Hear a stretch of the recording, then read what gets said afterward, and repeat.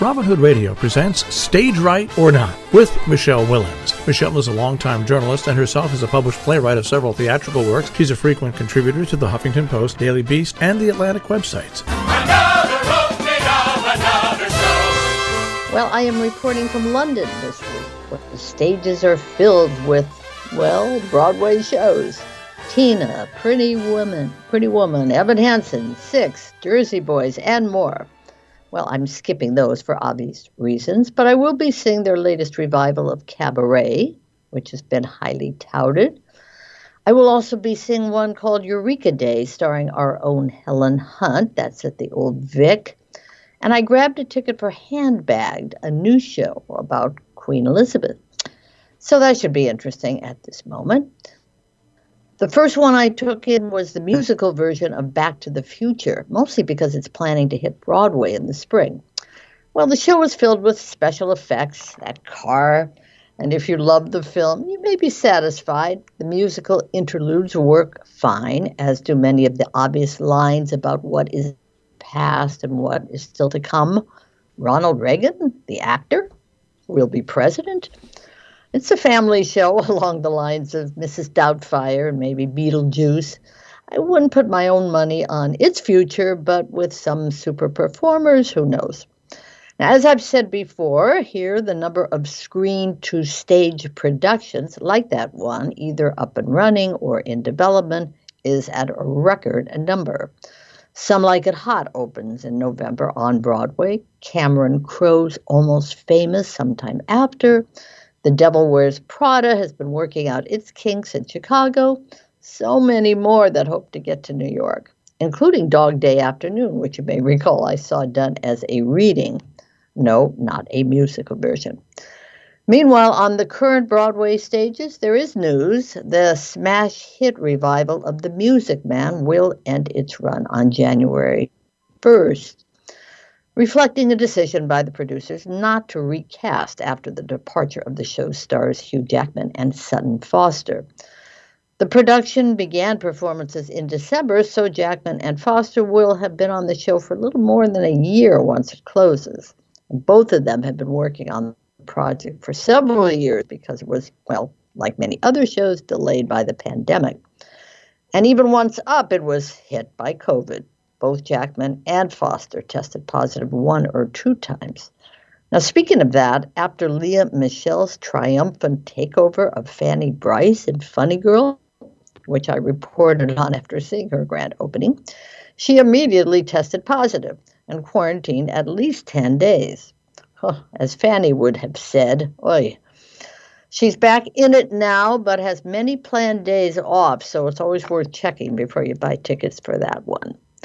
As I mentioned Beetlejuice before, the ghoulish musical, though it was also a screen-to-stage adaptation, well, that will end its Broadway run on January 8th. And the most noteworthy may be The Phantom of the Opera, which is Broadway's longest-running show, announced that it will close in February. Now, that's still a long way off, but the idea is obviously to give tourists plenty of notice. But there is more on its way, of course. All the British imports I've been anticipating by David Hare, Gabriel Byrne, and Tom Stoppard, and the new and black take on Death of a Salesman. And now it's official that Sean Hayes of Will and Grace fame will be returning to Broadway as Oscar Levant. He received a Tony nomination in Neil Simon's Promises decades ago.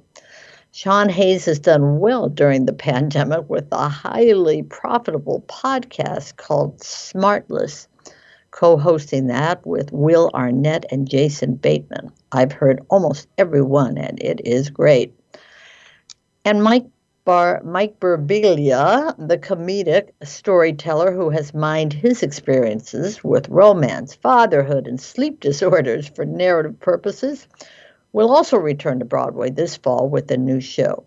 Birbiglia has been developing it. It's called The Old Man and the Pool, through a series of performances over the last year at venues including Berkeley Rep, Steppenwolf Theater in Chicago, and Center Theater Group in L.A. The Broadway production is scheduled to begin previews on October 28th and open on November 13th at the Vivian Beaumont in Lincoln Center. Now, this is and here is some somewhat surprising but nice news. An annual survey conducted this year for the first time since the start of the pandemic found that Lynn Nottage's sandwich shop comedy called Clyde's will be the most produced play in the country this season, with at least 11 productions. The playwright has had a year to remember. She also wrote the book for MJ, which seems set for a long haul. I recall being surprised several years back to learn that Bad Jews, written by Joshua Harmon, was the #1 produced play around the country at that time. Well, as I was walking the West End this week, I passed a small theater, and guess what is playing there? Bad Jews. So anyway, lots going up, lots going down, lots going across the ocean. Next week, I will be back in New York, Jill, reporting on both ends. So were you surprised that the Music Man chose not to recast? Well, that's a good question. Boy, you'd have to get a really big name, to match a Hugh Jackman. I can't even think who could have done that. Maybe if it got somebody really big. I guess I'm not surprised. They did a full year. That's good. God, we should think about who could have. I mean, I saw it years ago with Craig Bierko. Well, I don't know. Maybe Sean Hayes. But anyway, I just wondered. I noticed it seemed it sort of stuck out last week. The number of shows that were just suddenly it's like, okay, thanks, bye. They are giving. They didn't shut. They posted closing notices. Is what I'm saying. And while I think Beetlejuice was the other one. Is that Beetlejuice and.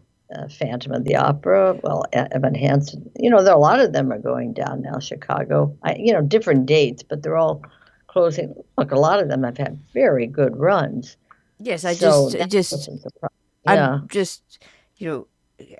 have my own position about coincidences. It just seems that a lot of long-running staples have suddenly decided, okay, and.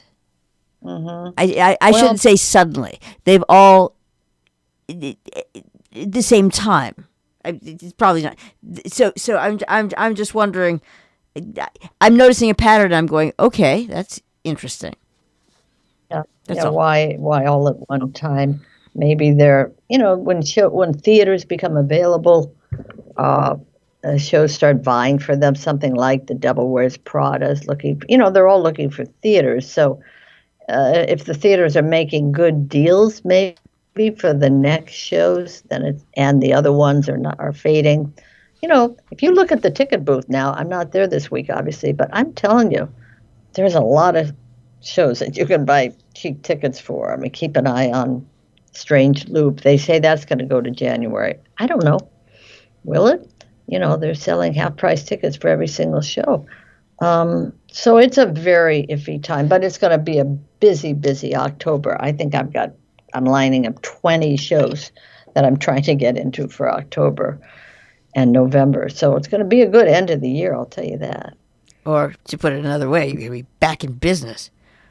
Or back in business. And they're back in business here. Let me tell you, walking around London yesterday, the line around the block for Pretty Woman, I don't know why. That seemed to be groups. That seemed to be some kind of a traveling group. That didn't even do very well in New York. Back to the Future was pretty much completely filled. So, they're back here as well. So who knows? It's, both ends they're going back and forth. I'll tell you that. Their shows come here, our shows go there, but maybe that's the way it should be. Stage Right or Not with Michele Willens, produced in the studios of Robin Hood Radio, robinhoodradio.com.